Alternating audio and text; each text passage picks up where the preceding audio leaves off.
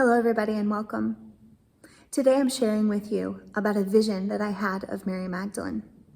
One day I sat at my computer and I was given this vision, and I used descriptive words to paint pictures for you rather than using my paintbrush on a piece of paper. This is from the time that Mary met Jesus through his ministry and as they sat at the table at the Last Supper, through the crucifixion when she knelt at his feet, and being the apostle of the apostles, the first Christian, the first person, the first woman to witness his resurrection, which was purposeful. I invite you to listen to this recording of the story that I wrote from the voice of Mary herself. So as you contemplate, meditate, and pray during this Easter season and this Holy Week, I hope that you will see Easter from a different perspective, from the perspective of a woman, the woman who knelt at Jesus' feet, the woman who stood alongside him through his ministry, the woman who was there first, Easter morning. She was the first to witness. She was the first to say, "Rabboni," teacher, and recognize him. She was a woman. She was always meant to be first. The Woman and the Cave. I inhaled the scent of myrrh flowing from the depths of the cave as I held up my torch to turn the corner. The sweet aroma that covered his shroud floated through the air, masking any stench of death and decay. My heart pounded louder and louder as I stood at the corner where the breach in the cave's walls opened, and I closed my eyes. I didn't know what I was going to find. The stone was moved when we came here to his tomb. Who moved it? Was someone tending to his body on this day? It was our turn? Did someone take him away? My God. What has happened here? I couldn't open my eyes. I was too afraid of what I might see. I stood there in complete stillness and silence with a flip book of memories flashing in my mind. I remember the day he came to me. I was in so much pain. My body rejected every remedy I so desperately sought after in my own time of need. I could walk, eat, and drink, so everyone thought I was fine. No one could see the pain, so they assumed it didn't exist. But the pain resonated through my entire body, and I wasn't okay. Because of the violent words and actions against me, my mind hurt too. I didn't want to live anymore. I carried the weight of that pain and the feeling of not wanting to go on with such force that my mind slowly started to slip away. That's when I had the vision. I knew of Jesus and that he was healing people. I knew if there was any chance for me, it was through him. He came to me in a dream. He walked right up to me, laid his hands on me, and I was free. A few days passed after this vivid image. I was at the well gathering a supply of water when my whole world changed. I lifted the pail to my shoulders and nearly cried out as my shoulder popped. I closed my eyes in hopes of some relief when I felt a soft touch at my waist. And I knew it was him. Tears poured from my face and onto the sand like a flowing waterfall filling a dry, empty valley, as if in slow motion the pail fell from my painful grasp and the water poured out, adding to the puddle forming at my feet. I fell to my knees and looked up with foggy eyes to the sight and sounds of so many people laughing and gasping at my very public actions. And he placed his right hand underneath my knotted knuckles and looked down at me. He lifted my chin with his left hand to meet his gaze. And he said, "You will never look down again, my dear friend. Raise your eyes to me. With the power of God, my own Father, I heal you of the burdens of your own body, mind, heart, and spirit. My sweet child, your pain is gone. As I carry it for you now, it will no longer burden your soul." I closed my eyes once more, taking in the sounds and smells of that moment, knowing my life and everything before me would be different from that moment on, and I wanted to relish in it. And my tears transformed from pain to gladness and relief. I took a deep breath, inhaling the cleanest breath of fresh air and filling my lungs completely, something I had never had the strength to do before. And as I exhaled, my eyes met his. They were so warm and golden. They seemed to have their own light source shining from within. He smiled, that crooked corner smile he always had that said so much without saying a word. He took both of my hands and helped me rise. I never looked down. I couldn't look away from his kind eyes as he slowly closed them and took a deep breath and exhaled. My pain died that day. I had given it a soul, and he took that soul to heaven for me, bearing it deep within him as he did for everyone he healed. I followed him closely from that moment on, and I made sure that he never had to worry about the weight of his ministry. I opened my eyes at the cave's corner again, the silhouette of my torch playing tricks on me, the flickering flame dancing across the stone surface like shadow puppets telling the story of how we all got here but can't leave, chained to the walls. I closed my eyes once more, the flip book of memories kicking in and rushing me back to the week before, which seems like an eternity ago.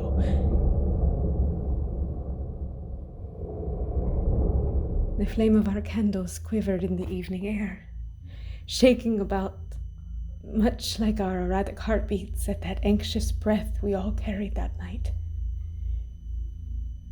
The 12 of us gathered around the table, hanging on to his words like we were gasping for air at the surface of the river. My heart was pounding just as hard as it is here in this cave. We knew he had to die in order to live for all of us, but we just couldn't take hold of the idea that his body wouldn't be here in front of us every moment. His hand trembled when he held the cup of wine and presented it to us as his blood. No one else noticed, but I did. He knew he was going to die a horribly painful death, and he was scared too. That's what people don't tell you.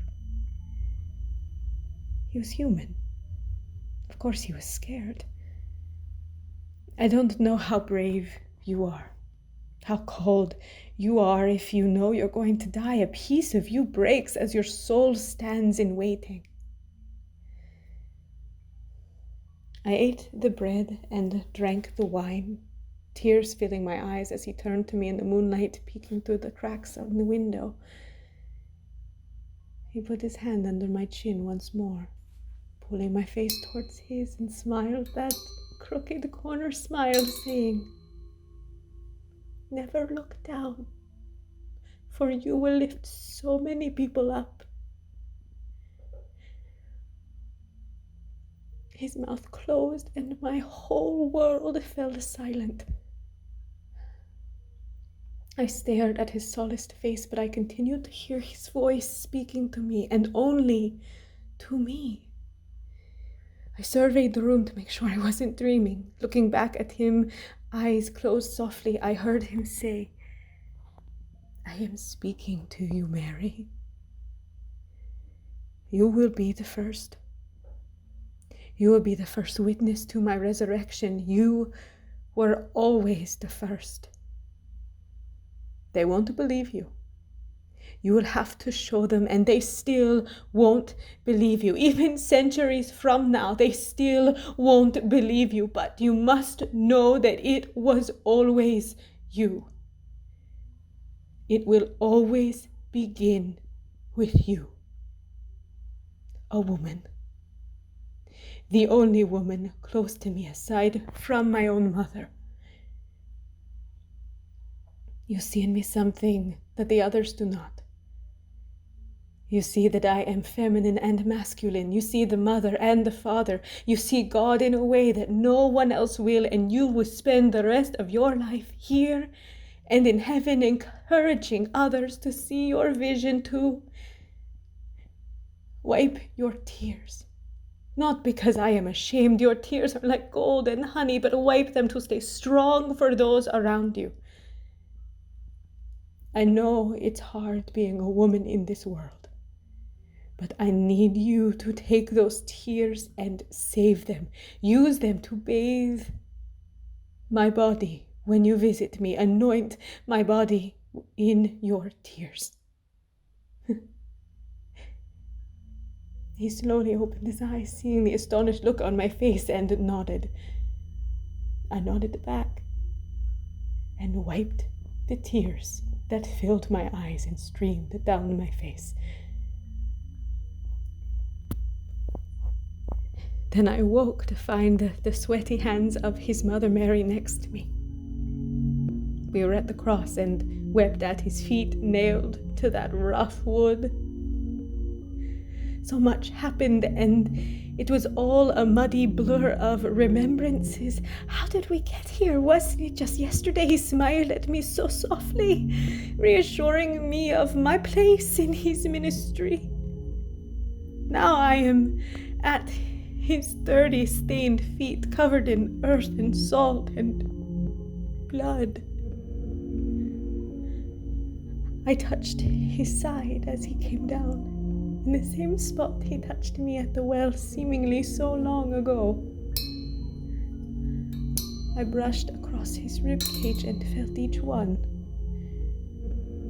So pronounced, so bruised and battered and bloody from the stab wounds. We immediately went to work, cleansing his body, doing what needed to be done.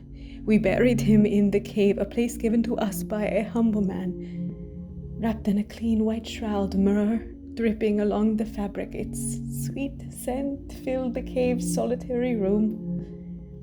The light of our torches cast strange shadows on the wall, shadows of the thousands of souls saved by his death.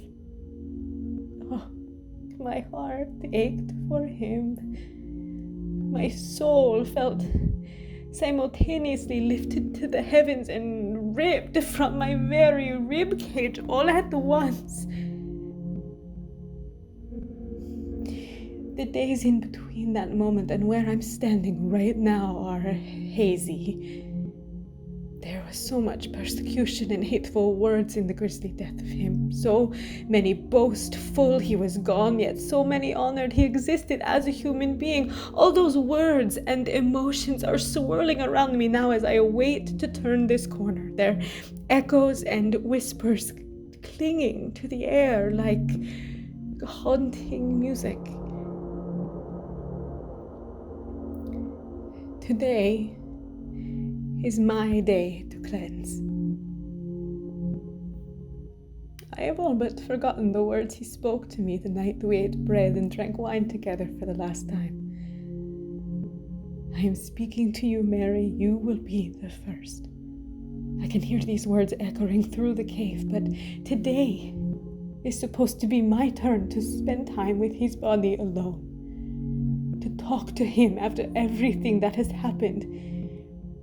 We took the long dirt trail lit by a fraction of sunrise as it broke the surface of the earth to gather spices and more myrrh at the market.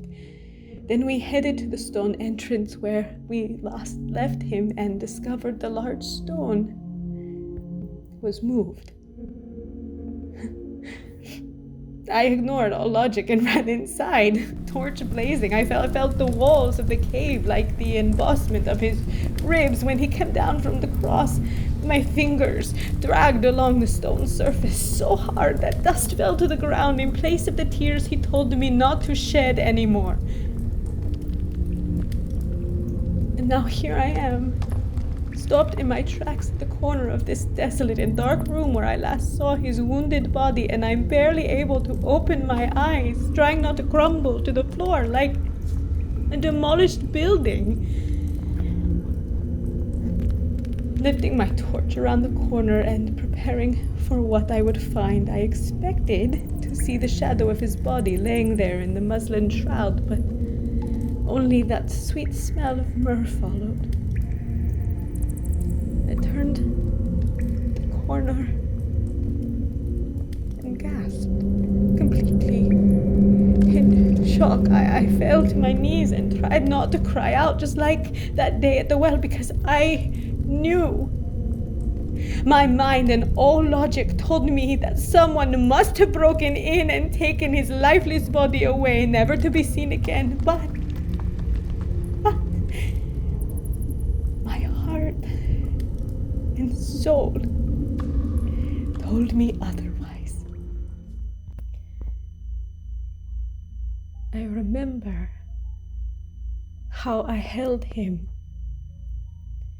I held his hand when he healed me. I held it again when he laid his body here before we wrapped him in the shroud. His eyes were kind and loving. The wave of peace and serenity that he left in a room when calm and prayerful is something that sticks to you. It's palpable, like a strong perfume that sits in the air with a thickness you can taste, sickly sweet. The lightness in my heart is floating off my knees and through the air now. I'm running as fast as I can through this maze back to the entrance where my friends are waiting. We ran to Peter. I fell at his knees like I fell to Jesus when he healed me, but Peter looked down at me and didn't believe the words coming out of my mouth. What do you mean his body isn't there? What happened? Who did this? We all ran back to the cave, the tomb buried deep within its walls. I knew if they saw this vision with their own eyes, they would believe me. I would believe me. But they became angry that his body was desecrated and stolen, fleeing back to the town and leaving me there to weep at the place where his shroud lay limp on the dirt floor, the smell of myrrh ascending into my nostrils and reminding me of his suffering and death. I ran out of the darkness and into the light of the blazing afternoon. It seemed brighter than usual. The whole sky was like staring directly into the sun. I looked to my left and saw the gardener standing there tending to the colorful wild flowers that had so swiftly grown outside the cave on this third day. He started to speak to me and asked, "Woman, why are you crying?" And my heart skipped a beat at the sound of his voice, seemingly so familiar. But my eyes were playing tricks on me, still dancing around in the darkness, frolicking with silhouettes of memories as I was blinded by the sunlight, white dots like angels fluttering in my peripherals. The gardener stepped closer to me. He closed his eyes and smiled. A familiar, crooked smile. Without moving his lips, he said, "I am here, Mary." Then he opened his eyes, took my hands in his, and said out loud, "Remember, I chose you." In that moment, my whole world came swirling back around me. The light of heaven became so blinding, I fell to my knees once more at the sight of it. But I still couldn't look away. I saw an angel flapping her wings. She fluttered there softly, gently, light emanating from within.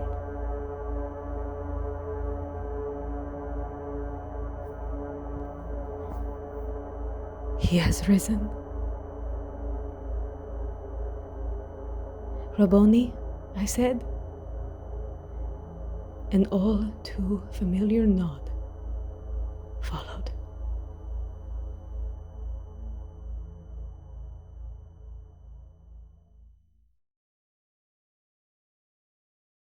I hope that you found this story prayerful and helpful in your time of Holy Week and Easter. I invite you to write about your own visions, to listen to them, to listen to the voices. They're real. They're being told to you for a reason. They're being shown to you for a reason. We want to normalize talking about visions. You're not crazy. I know that you're afraid to share because you'll think that someone will judge you. But this is a safe space. You can share your visions here.